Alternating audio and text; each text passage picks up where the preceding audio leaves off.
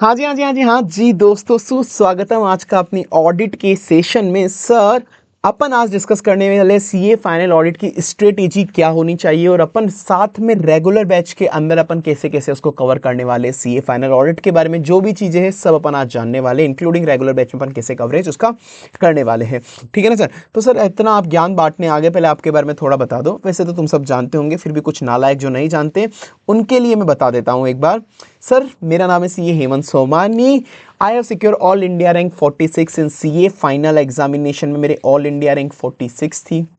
साथ में सीपीटी जो तो हमारे टाइम पे भी सीए फाउंडेशन हो चुका है, हमारे टाइम पे सीपीटी था, उसमें भी टॉप 15 रैंक्स इन इंडिया मेरी थी उसके अंदर। हमारे टाइम पे सीए फाइनल के अंदर 8 पेपर हुआ करते थे, तो मेरे 8 में से 7 पेपर में एग्जामिशन थी। एक पेपर कौन सा रह गया सर? यहाँ पे एक में भी जोड़ ले आते हैं। तो यार ये ना आईसीआई गंदा है, थोड़ा सा नालायक है आईसीआई।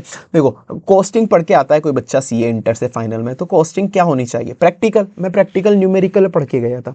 वह आईसीआई ने एग्जाम में एससीएमपी पूछा और पूरा का पूरा थ्योरी पूछ दिया।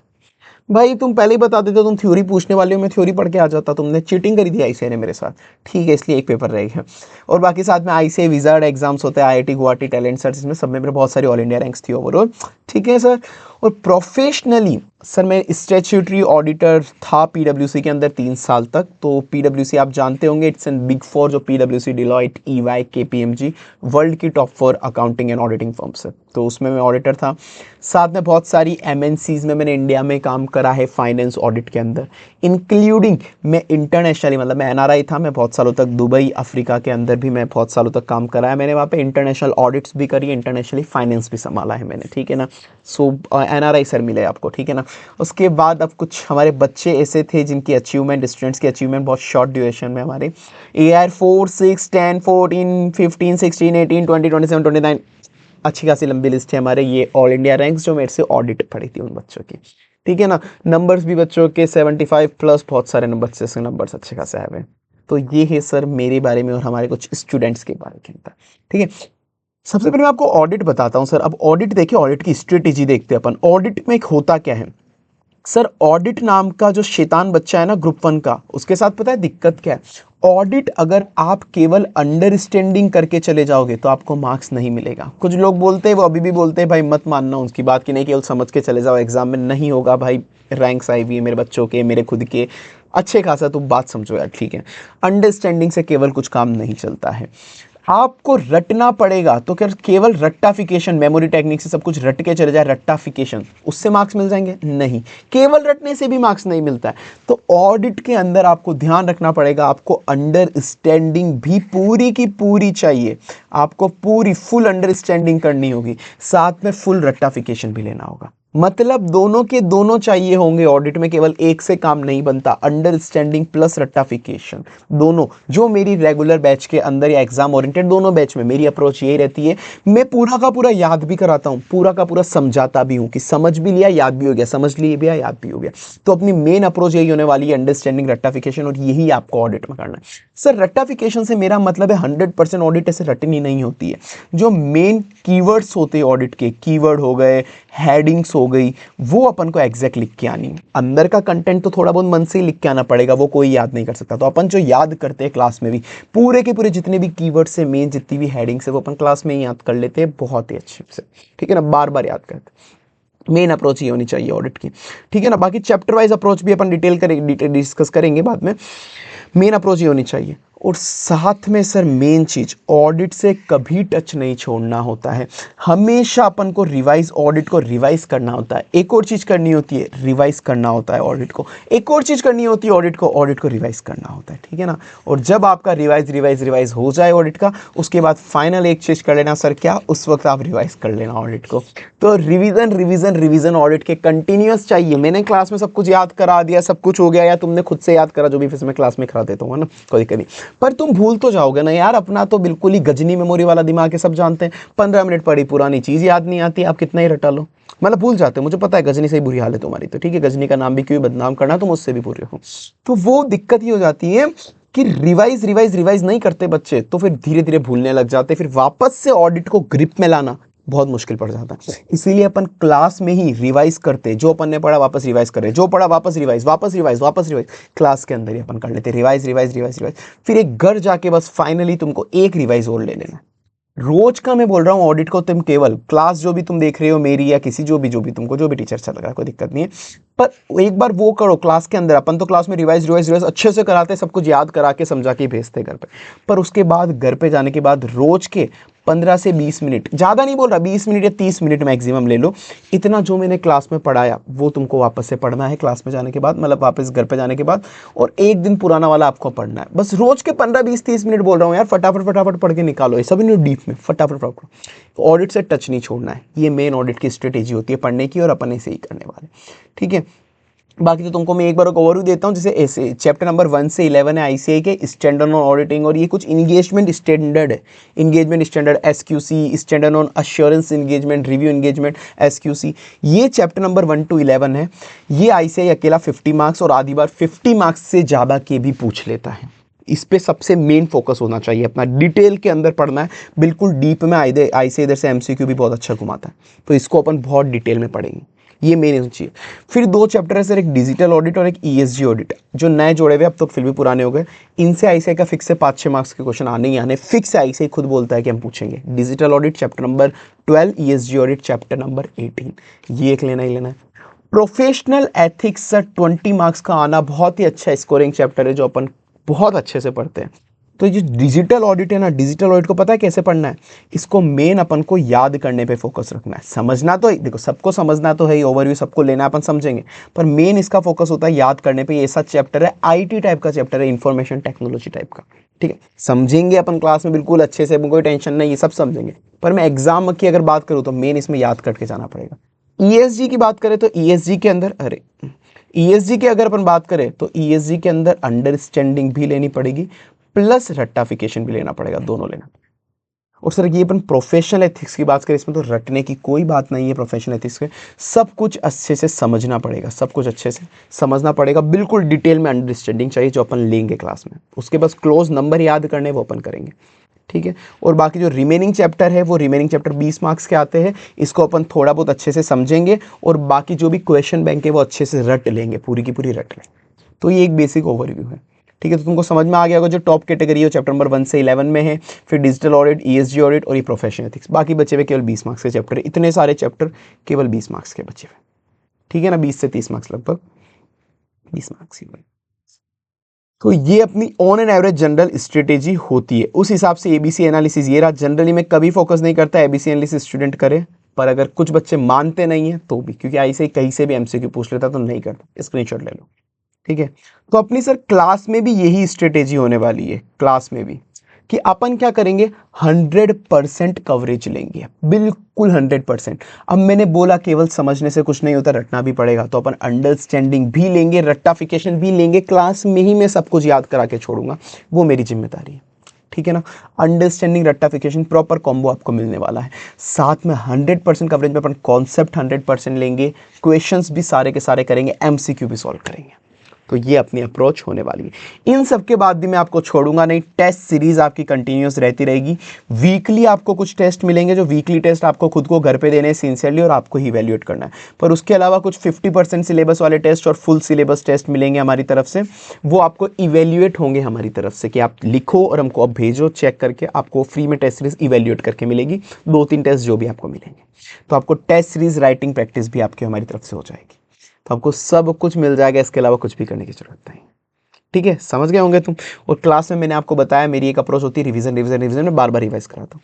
तो सर अब बच्चों का डाउट आता है, sir regular batch versus exam oriented batch एक आपका और है, उन दोनों में फर्क क्या है? बी ऑनेस्ट, सही बताऊं, कोई बड़ा बहुत पहाड़ वाला डिफरेंस है ही नहीं, सच्ची बात तो यही है मेरा, तो ठीक है ना, ऑनेस्ट आंसर। कोई बहुत भयंकर पहाड़ों वाला डिफरेंस नहीं है कि बहुत बड़ा डिफरेंस है, नहीं है। एग्जाम ओरिएंटेड बेस में भी तुम समझो यार, बच्चे मानते नहीं है कि एग्जाम ओरिएंटेड मैं ही पढ़ा रहा हूं, तो मैं क्यों तुमको डिफरेंस दूंगा कहीं पे भी? 100% कवरेज मेरी जिम्मेदारी है, मेरे को पढ़ाना है, तो मैं क्यों तुम चाहूंगा कभी तुम्हारा कवरेज ना हो? अंडरस्टैंडिंग में एग्जाम ओरिएंटेड बैच में भी लेता हूँ, रट्टाफिकेशन भी मैं वहाँ लेता हूँ, test series, concept, question, MCQ, सब कुछ रट्टाफिकेशन वहाँ पे, सब कुछ वहाँ पे लेता हूँ। रिविजन रिविजन रिविजन में एग्जाम ओरिएंटेड बैच में भी बार बार रिवाइज कराता हूँ, तो सब कुछ, तो सब कुछ आप दोनों में लगभग करा रहे हो, फिर क्या। रेगुलर बैच में आपको कुछ एक्स्ट्रा वीडियोस मिलती है, किन चीज़ों की सर? मैं बताता हूँ रेगुलर, क्योंकि अब ये रेगुलर बैच है। तो रेगुलर बैच के अंदर अपन थोड़ा प्रैक्टिकल लाइफ अप्रोच भी लेते हैं कि सर प्रैक्टिकल लाइफ के अंदर जैसे जो ऑडिट रिपोर्ट्स होती है अपन उसको भी देखेंगे, कुछ ऑडिट रिपोर्ट देखेंगे, थोड़ी बहुत ऑडिट रिपोर्ट्स अपन देखेंगे जो प्रैक्टिकल लाइफ के अंदर ऑडिट रिपोर्ट्स कैसे ड्राफ्ट होती है, बड़ी बड़ी लिस्टेड कंपनी की ऑडिट रिपोर्ट अपन थोड़ी बहुत एनालाइज करेंगे ताकि तुमको और अंडरस्टैंडिंग आए और चीज़ आए, ठीक है ना। ये होगा रेगुलर बैच में एक्स्ट्रा। जैसे इंगेजमेंट लेटर वगैरह जो होते हैं, टर्म्स ऑफ इंगेजमेंट लेटर्स नहीं होते, टर्म्स ऑफ इंगेजमेंट वगैरह, वो देखेंगे टर्म्स ऑफ इंगेजमेंट कैसे होता है, कौन सा ऑडिटर क्या देता है, किस तरह से क्या क्या लिख के देता है, वो अपन यहाँ पर एनालाइज करेंगे। कुछ चीज़ें अपन को इधर मिलने वाली है ये। उसके बाद अब क्वेश्चंस जो मैं बोला, क्वेश्चंस जो मैंने आपको बोला, क्वेश्चंस के अंदर अपन एग्जाम ओरिएंटेड में भी सारे कराते हैं, रेगुलर में भी सारे कराएंगे। पर रेगुलर में आपको कुछ सेपरेट वीडियोस और मिलेगी क्वेश्चंस की, जिसके अंदर अपन क्वेश्चन का प्रॉपर्ली पोस्टमार्टम करेंगे, पूरा का पूरा पोस्टमार्टम करेंगे कि इस क्वेश्चन ने एग्जैक्ट क्या क्या पूछा है और अपन को इसको कैसे आंसर लिखना है। एग्जाम ओरिएंटेड में भी क्वेश्चन सॉल्व करते हैं, पर अपन एग्जाम ओरिएंटेड में हाँ ये पूछा है ये आंसर है, पर रेगुलर बेस में आपको कुछ एक्स्ट्रा वीडियोस के अंदर क्वेश्चंस के जो भी इंपॉर्टेंट क्वेश्चंस है, जो भी मेन, उनकी पोस्टमार्टम वाली वीडियो वर्ड बाय वर्ड की ये ऐसा ऐसा क्वेश्चन है पूछा है, अगर ऐसा पूछता तो ऐसा होता है, ऐसा पूछा इसलिए ऐसा लिख रहे, ये वर्डिंग यूज लिए बिल्कुल डिटेल में, बहुत डिटेल के। तो वो क्वेश्चन आपको ज़्यादा डिटेल में होंगी इसके अंदर रेगुलर बैच के अंदर। साथ में मैंने कहा कि मैं रिवीजन दो तीन रिवीजन में क्लास में ही ले लेता हूँ, एग्जाम ओरिएंटेड हो रेगुलर हो। रेगुलर में बच्चा आपको कुछ एक्स्ट्रा रिवीजन और मिल जाएंगे, ठीक है। तो अब आप समझ रहे होंगे कि आपको रेगुलर एग्जाम ओरिएंटेड में क्या डिफरेंस है, ठीक है। रेगुलर में आपको मेन प्रैक्टिकल अप्रोच वापस ज़्यादा मिलेगी, आपको रिवीजन ज़्यादा मिलेंगे, प्रैक्टिकल ऑडिट होगी, रिवीजन ज़्यादा मिलेंगे, क्वेश्चंस का पोस्टमार्टम के एक सेपरेट अच्छे से और वीडियोस मिलेंगे। तो ये डिफरेंस होगा, ठीक है ना। ये बाकी आप चाहो एग्जाम ओरिएंटेड में जाओ, रेगुलर में जाओ, कोई ज़्यादा फर्क नहीं पड़ेगा। आप एग्जाम ओरिएंटेड भी आप चाहो तो ले सकते हो, मेरे को तो कोई दिक्कत नहीं है, ठीक है। सर अब अपन बताओ बुक कौन सी कवर लेंगे, कौन सी बुक से पढ़ाओगे। देखो मेन आपकी एक रहेगी audit all in one book, केवल एक ही बुक से मैं आपको पूरी ऑडिट करा दूंगा, बाकी और भी चीज़ें दूंगा पर बताता हूँ। मेन एक बुक रहेगी अपना जिसका नाम है अपना ऑडिट ऑल इन वन, बहुत ही प्यारी बुक है। उसके कुछ आपको सैंपल पेजेस में आपको बता देता हूँ एक बार। ये देखो ये ऑडिट ऑल इन वन, इसके अंदर इस बुक में अप्रोक्सीमेटली 380 पेजेस के अंदर आपके क्वेश्चन भी कवर है और कॉन्सेप्ट भी कवर है। एक ही बुक के अंदर आपको क्वेश्चन और कॉन्सेप्ट दोनों कवर है, प्रॉपर चार्ट और टेबुलर फॉर्मेट में मिलती है आपको ये वाली बुक, केवल 380 पेजेस के अंदर। आप सोच रहे हो इतनी बढ़िया चीज करके दी है अपन ने, सिर्फ 380 पेजेस में चार्ट टेबुलर फॉर्मेट के अंदर सब कुछ कवर है अपना। ये देखो ये कुछ सैंपल पेजेस है। तो अब होता क्या है, ये देखो ये कॉन्सेप्ट पढ़ रहे अपन, तो ये कॉन्सेप्ट है, यही इसका क्वेश्चन है। क्वेश्चन जो भी आए हुए क्वेश्चन भी अपन ने यहाँ पर डाल दिया, तो ये कॉन्सेप्ट भी कवर हो गया, क्वेश्चन भी कवर हो गया, और उसको याद करने की ट्रिक भी यहाँ पर ही कवर हो गई। याद कैसे करना है क्लास में से करेंगे अपन, वो ट्रिक भी यही कवर हो गई। ये कॉन्सेप्ट रहा, ये उसको याद करने की ट्रिक। ये वैसे क्वेश्चन नंबर 2 हो गया सेम। ये पूरी चार्ट टेबुलर फॉर्मेट में अच्छे से डिटेल्ड बुक है, चार्ट टेबुलर फॉर्मेट में देखो पूरा अच्छे से चार्ट टेबुलर बनाया, हाईलाइटेड, बोल्ड, कलर्ड, सब कुछ है। ये क्वेश्चन है, इस क्वेश्चन का अपने हिंट दे दिया कि ऊपर दिए हुए है, वो रेफर कर लो तुम डायरेक्ट आंसर। तो सारे क्वेश्चन भी आपके हाथों हाथ कवर हो जाएंगे। एग्जाम टाइम पे बड़ा दिक्कत क्या होती है, बच्चे बोलते हैं अरे सर बार बार कौन से बुक रेफर करो, बार बार concept, question book, question bank, concept book, बार बार स्विच करने में दिक्कत होती है। इसीलिए अपन ने वो प्रॉब्लम ही हटा दी। एक साथ पढ़ो, जो भी कॉन्सेप्ट है उसके नीचे जो भी आईसीए ने क्वेश्चंस पूछे सब एक साथ। ये बड़ी प्रॉपर देखो कितनी चार्ट टेबुलर फॉर्मेट में सब प्रॉपर हाईलाइटेड कीवर्ड सब कुछ मिल जाएगा। इतनी प्यारी बुक बनाई है ना भाई, बोल रहा हूँ मजा आ जाएगा तुमको। तो इसी बुक से अपना कवर होने वाला है, ठीक है ना। ये देखो कॉन्सेप्ट और क्वेश्चन दोनों एक साथ है, हर कॉन्सेप्ट के नीचे अपने क्वेश्चंस भी दे दिए। कोई भी सेपरेट क्वेश्चन कॉन्सेप्ट बुक लेने की आपको जरूरत नहीं है। 380 पेजेस के अंदर बेस्ट अपन ने समराइज कर दिया पूरी डिटेल में। सारे ICA study material, RTP, MTP, past paper आपके उसके अंदर मिल जाएंगे। बाकी एक कंप्लीट पैक है कॉन्सेप्ट क्वेश्चन वगैरह का। ट्रिक निमोनिक याद करने की उसी में मिल जाएगी, प्रॉपर चार्ट टेबुलर फॉर्मेट में, हाईलाइटेड बोल्ड है। कुछ कॉन्सेप्ट जो कम इंपॉर्टेंट है वहाँ पे मैंने लिख दिया है कि ये ओनली फॉर एमसीक्यू या फिर लेस इंपॉर्टेंट है। Exactly as per ICA language और आईसीए कवरेज अपन लेंगे, अपन उससे बिल्कुल भी नहीं हिलते, ठीक है ना। ये हो जाएगा।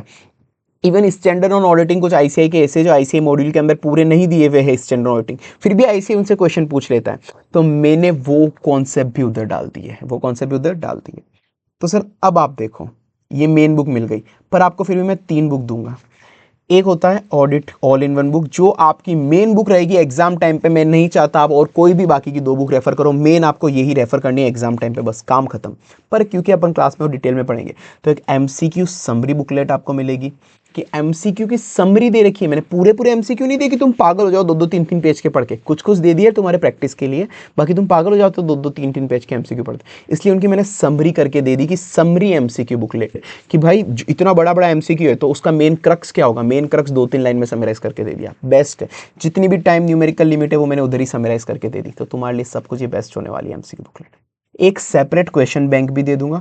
वैसे तो सारे क्वेश्चंस अपने इसमें कवर है, पर यहाँ पर क्या मैंने बोला ना, थोड़ा बहुत हिंट टाइप कवर है। ऐसा नहीं कि हिंट बिल्कुल हिंट है, नहीं नहीं, तुम केवल ये कर लो तो भी सफिशिएंट है। पूरी लैंग्वेज अपन ने दी है, उस हिंट के अंदर भी पूरी लैंग्वेज अपन ने दी है, जो भी एग्जाम में कीवर्ड लिख के आने, मोर देन सफिशिएंट। फिर भी कुछ बच्चे बोलते हैं नहीं नहीं सर एक सेपरेट क्वेश्चन बैंक दे ही दो, तो ये लो भाई एक सेपरेट क्वेश्चन बैंक ले लो, तो वो भी मैंने आपको दे दूंगा। साथ में इस क्वेश्चन बैंक तो वो होगी, इसी क्वेश्चन बैंक में कुछ एडिशनल टॉपिक्स मैं आपको डाल के दूंगा। कौन से एडिशनल टॉपिक्स दोगे सर? उसमें कुछ ऐसे टॉपिक जो आईसीआई स्टडी मटेरियल में नहीं है, जो आईसीआई के स्टडी मटेरियल में नहीं है, स्पेसिफिकली स्टैंडर्ड्स ऑन ऑडिटिंग के रिलेटेड, पर आईसीआई फिर भी उनसे क्वेश्चन पूछ लेता है। क्यों पूछता है? क्योंकि आईसीआई बोलता है कि हमने एक प्रोनाउंसमेंट रिलीज करा हुआ है, 800 पेज की अलग से बुक है, वो जाके पढ़ लो, हम तो वहां से भी क्वेश्चन पूछेंगे। भाई 800 पेज की बुक कोई पढ़ सकता है क्या? तो अपन ने क्या करा, उसके जितने भी इंपॉर्टेंट टॉपिक थे जो स्टडी मटेरियल में नहीं है, तो भी अपन ने इस एडिशनल टॉपिक में डाल दी और वो अपन वहां पर कवर कर लेते हैं। ठीक है कि भाई वहां से अपन ने कवर कर लिया तो अपना वो भी कवरेज हो गया। और कुछ ऐसे स्टडी मटेरियल के ऐसे टॉपिक जो कंपैरेटिवली बहुत ही कम इंपॉर्टेंट है, इवन बाकी ऑथर तो छुड़वा देते, स्किप करवा देते, पर मैं स्किप कुछ नहीं करता, मैंने इसको इधर डाल दिया। ऐसे स्टडी मटेरियल में नहीं कि कम इंपॉर्टेंट था तो भी मैंने इधर डाल दिया कि लास्ट डे रिवीजन पे मत पढ़ना, चलो मान लिया ये एडिशनल टॉपिक, पर जब तुम मेरे साथ पढ़ रहे हो, रिवाइज कर रहे हो घर पे, जब तक तो पढ़ो। तो ये इसलिए आपको एक सेपरेट क्वेश्चन बैंक मिल जाती है। ठीक है सर, तो ऐसी अपनी अप्रोच रहने वाली है, सब कुछ क्लास में कवर करा देंगे रेगुलर बैच के अंदर। तो ठीक है, ड्यूरेशन ऑफ बैच क्या होगा, फ्रीक्वेंसी ऑफ क्वेश्चन जनरली ये मान के चलो तुम 120 आवर्स का जाने वाला है ऑन एन अप्रोक्सीमेटली। ये टेस्ट सीरीज आपको फ्री के अंदर मैंने बोल दिया, वीकली टेस्ट जो मिलेंगे, वीकली टेस्ट आपको मिलते जाएंगे, वो आपको खुद को ही करने वीकली टेस्ट तो जो भी मिलेंगे। न्यू एमसीक्यूज भी हमने बहुत सारे नए डाले उसके अंदर, मैंने ही बनाए बहुत से, तो वो और बाकी बहुत सी टीम ने ही बनाए ऑफकोर्स। तो वीकली आपको मिलेगा, वो आपको खुद को इवेल्यूएट करना है। पर कुछ 2-3 टेस्ट पेपर आपको बड़े बड़े मिलेंगे, 50% फुल सिलेबस टेस्ट सीरीज, वो हमारी तरफ से इवेल्यूएट के आएंगे। ठीक है ना। रिवीजन क्लास के अंदर भी पड़ेगा, आपको मिलेगा, बाकी मैं आपको सारा रिवीजन मैराथन यूट्यूब के अंदर प्रोवाइड करा दूंगा। तो आप मुझसे ही पढ़े हो तो आपको पूरा का पूरा मैराथन भी यूट्यूब पे मिल जाएगा, वापस इजीली रिवाइज भी हो जाएगी सारी चीजें। तो ये अपनी बेस्ट अप्रोच होने वाली है ऑडिट को लेके। बाकी तो sir thank you very much, मिलेंगे कक्षा के अंदर। अभी बहुत ही अच्छे ऑफर्स चल रहे हैं, अभी आप देख लेना। ओके चलो tata bye bye, see you.